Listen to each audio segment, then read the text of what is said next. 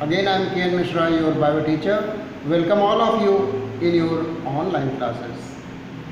Class, before today's online class, I have explained about nutrition in animals.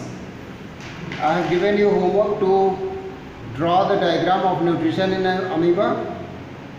Many students share their diagram to me. Those are very good diagrams. This is very good thing to do homework in time.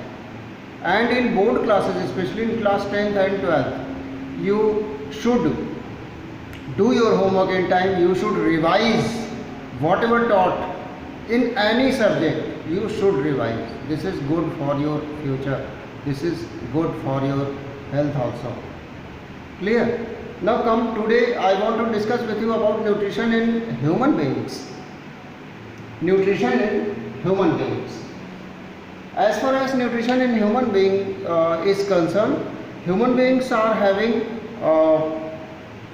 an special alimentary canal which starts from mouth and ends to anus. Clear? Class, I want to start today's explanation with mouth.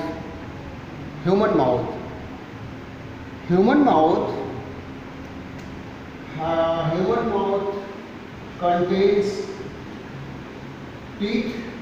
First of all human beings are having different types of teeth. Because of this reason, human beings are called heterodont. Heterodont. What heterodont means? Heterodont means human beings are having different types of teeth, not single type of teeth. They are having 4 types of teeth. Clear?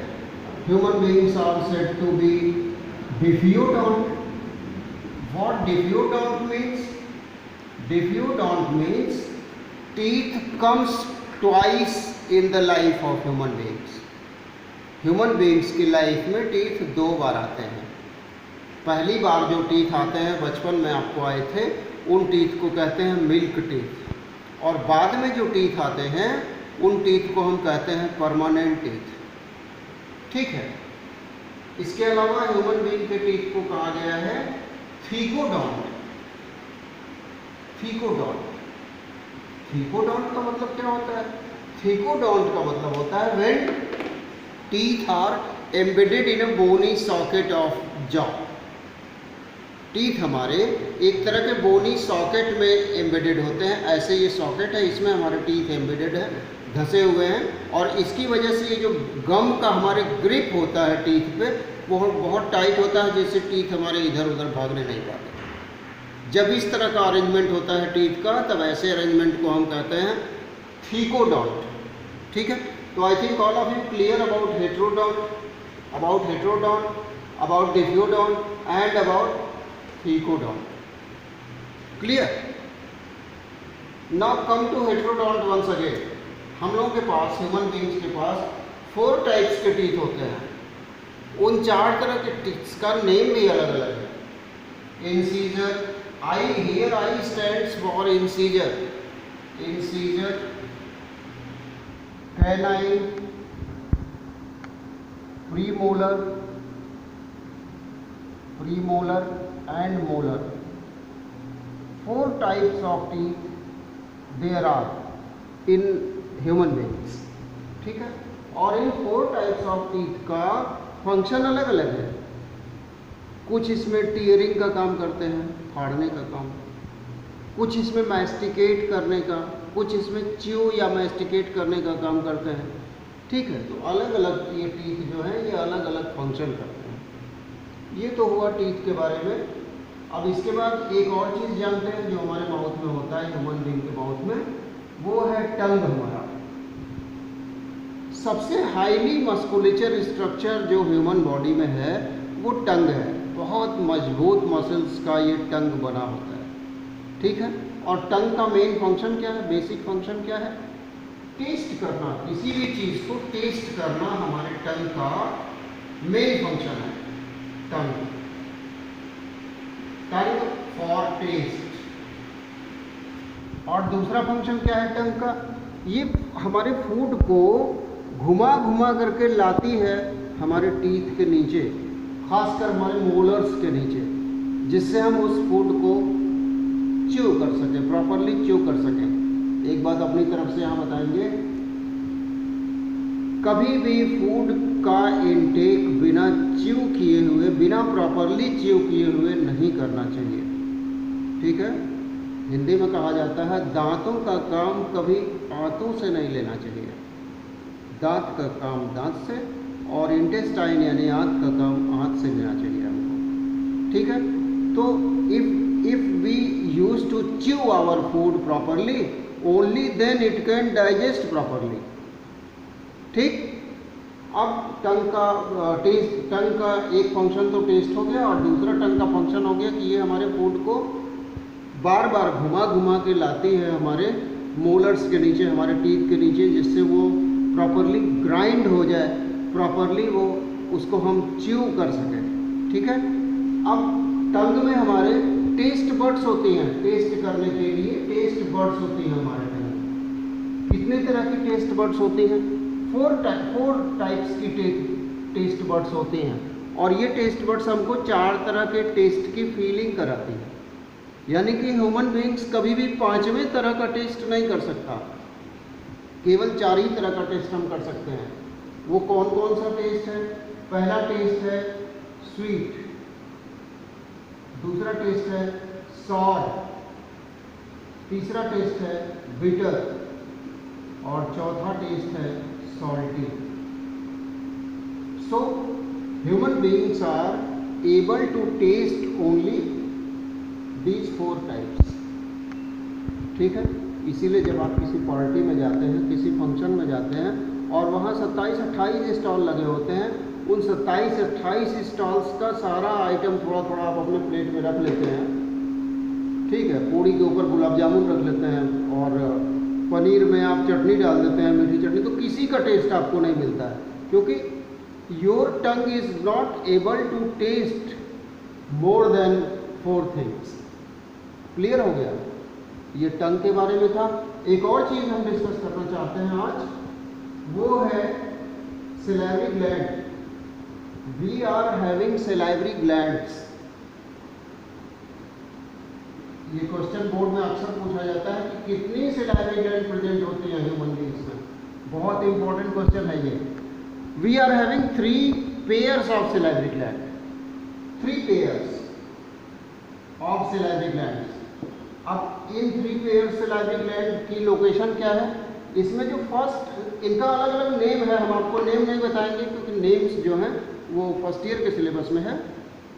तो जो 3 pair salivary gland है, इनकी location सिर्फ हम आपको बता दे रहे हैं। इसमें से 1 पेयर जो सैलिवरी ग्लैंड है वो होती है बीनीथ द टंग, टंग के ठीक नीचे, ब्लू कलर का यहाँ आपको दिख रहा होगा। सब लोग अपने अपने घर पे इसको देखिएगा। टंग के नीचे 1 पेयर। दूसरा पेयर जो सैलिवरी ग्लैंड है वो होता है हमारे माउथ के रूफ पे, यानी अपर जॉ पे। ठीक है, और थर्ड पेयर जो होता है वो हमारे ईयर्स के ठीक नीचे होता है, यहाँ पे अंदर से होता है, इसलिए ये अंदर से ही दिखेगा। ठीक है, तो ये 3 pairs of salivary gland are present in human buccal cavity, and our salivary gland used to secrete saliva, and this saliva contains a special type of enzyme which is known as salivary amylase, और ptyalin की spelling T से मत शुरू करिएगा कभी भी। Ptyalin की spelling P से शुरू होती है, लेकिन पी साइलेंट होता है। ठीक है, दिस टाइलिन एंजाइम और salivary amylase enzyme is responsible for break down of carbohydrates. ठीक है, तो ये सैलिवरी एमाइलेज या टाइलिन कार्बोहाइड्रेट्स को ब्रेक करता है किस चीज़ में? ग्लूकोज में। Glucose are the units of carbohydrate, तो ये ब्रेक डाउन करता है कार्बोहाइड्रेट का ग्लूकोज में। क्लियर है? ये था सिलाइवरी ग्लैंड के बारे में. We are having 3 pairs of salivary gland. They are located in different regions in our mouth. Clear. Now in digestion topic, I want to tell one more thing here. Digestion in human being starts from mouth, not from stomach. It always starts from our mouth, because in our mouth salivary glands are present, in which ptyalin enzyme is present. In saliva, ptyalin enzyme is present, or salivary amylase enzyme is present, which used to digest carbohydrates. So digestion start always from mouth. आपकी book में एक चीज़ लिखी हुई है कि जब हम किसी पसंद वाली चीज़, किसी पसंदीदा फूड आइटम के बारे में खाली सोचते हैं तो आवर माउथ वाटर्स, मुंह में पानी आना जिसको कहते हैं, आवर माउथ वाटर्स. ठीक है, वो वाटर क्या है? वही सलाइवा है. क्लियर हो गया. अब हमने फूड को प्रॉपर मैस्टिकेट कर दिया, फूड को हमने च्यू कर लिया. उसके बाद फूड हम क्या करेंगे? नीचे, यहाँ से नीचे जाएगा, यहाँ से नीचे. यहाँ पे एक चीज़ होती है जिसको हम कहते हैं ग्लॉटिस, और इस ग्लॉटिस का ये एक ट्यूब है. इस ट्यूब के ऊपर ये ग्लॉटिस है. ठीक है, इस पर एक लिड लगा हुआ है. इस लिड को हम कहते हैं इपीग्लॉटिस. इपीग्लॉटिस. फूड का पैसेज और एयर का पैसेज हमारी बॉडी में एक ही है, इसलिए ये इपीग्लॉटिस का रोल बहुत इम्पॉर्टेंट है. जब फूड को जाना होता है तो इपीग्लॉटिस फूड पाइप को ओपन कर देता है, और जब फूड नहीं जाता है अंदर, जब हम कुछ खा पी नहीं रहे होते हैं, उस समय फूड पाइप क्लोज रहता है इस इपीग्लॉटिस से, और एयर वाला पैसेज खुला होता है जिससे एयर जाए. ठीक है, कभी कभी आप लोग खुद ही कंफ्यूज हो जाते हैं, तो ये तो इपीग्लॉटिस तो कंफ्यूज हो गए.